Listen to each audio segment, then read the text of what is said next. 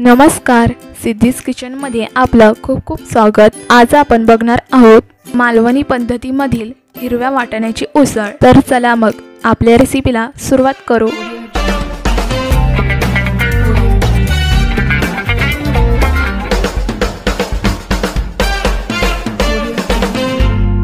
त्यासाठी इथे मी पाव किलो सुके वाटाणे पाण्यामध्ये रात्रभर 7 ते 8 तास भिजत ठेवलेले होते। त्यानंतर हे वाटाणे स्वच्छ पाण्याने धुवून घ्यायचे आहेत।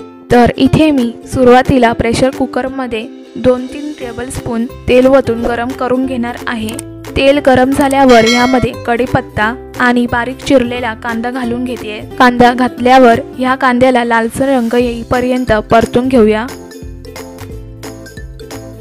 कांदा परतल्यावर ह्यामध्ये चिमूटभर हिंग, पाव चमचा हळद, 2 टेबलस्पून लाल तिखट, 1 छोटा चमचा गरम मसाला घालू। हे असे सर्व मसाले घातल्यावर परतून घेऊ। परतल्यावर ह्यामध्ये बारीक चिरलेला टोमॅटो घालून मिक्स करून घ्यायचे। त्यानंतर ह्यात स्वच्छ पाण्याने धुवून घेतलेले हिरवे सुके वाटाणे घालून या मसाल्यांमध्ये मिक्स करून घ्यायचे।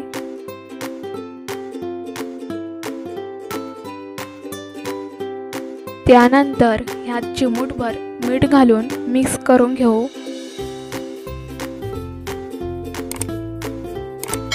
मिक्स झाल्यावर यामध्ये थोडंसं वाटप घालून परत एकदा ढवळून घेऊ।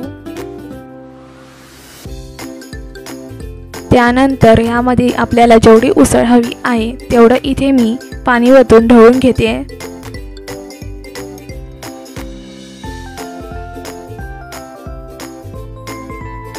ढवळून झाल्यावर आता आपण ह्यावर कुकरचं झाकण लावून याच्या 2 शिट्ट्या करून घ्यायच्या। तर इथे आपल्या कुकरच्या 2 शिट्ट्या झाल्यावर कुकर ओपन करून बघणार आहोत की उसळ आपली रेडी झाली आहे की नाही ते। तर इथे तुम्ही पाहू शकता की आपली मालवणी पद्धतीमधील हिरव्या वाटाण्याची उसळ रेडी आहे। तर ही उसळ तुम्ही चपाती बरोबर, भाकरी बरोबर किंवा जेवणाबरोबरही खाऊ शकता। ह्या पद्धतीची रेसिपी तुम्ही घरी बनवून जरूर ट्राय करून पहा।